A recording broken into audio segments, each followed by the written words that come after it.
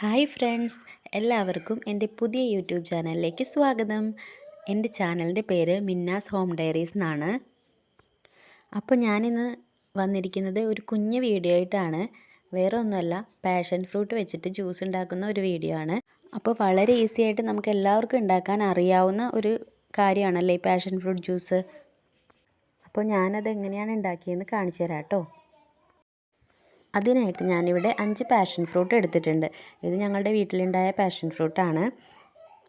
ആ 5 പാഷൻ ഫ്രൂട്ടും നമുക്കൊന്ന് കട്ട് ചെയ്തെടുക്കണം.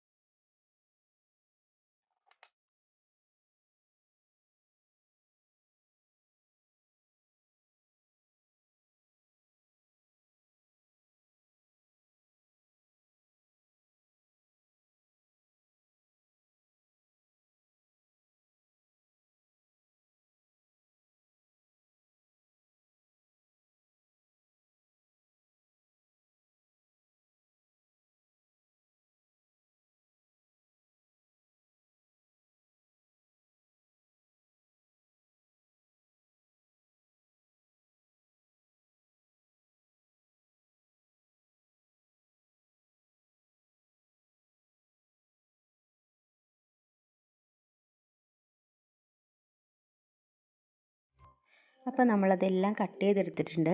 ഇനി നമ്മളൊരു മിക്സിയുടെ ജാറിലേക്ക് അത് ഒഴിച്ചു കൊടുക്കുകയാണ്. അതിനുശേഷം നമുക്കതിലേക്ക് കുറച്ച് ഷുഗർ ആഡ് ചെയ്ത് കൊടുക്കാം. എന്നിട്ട് കുറച്ച് തണുത്ത വെള്ളം കൂടി ഒഴിച്ചിട്ട് കുറച്ച് ഒഴിച്ചാൽ മതി കേട്ടോ, അധികം ഒഴിക്കേണ്ട, അത് അരഞ്ഞ് കിട്ടില്ല. കുറച്ച് തണുത്ത വെള്ളം കൂടി ചേർത്തിട്ട് നമ്മൾക്ക് മിക്സിയിലൊന്ന് അടിച്ചെടുക്കാം. ആ കുരുവൊക്കെ നന്നായിട്ടൊന്ന് അരയുന്നത് വരെ നമുക്കത് അടിച്ചെടുക്കാം.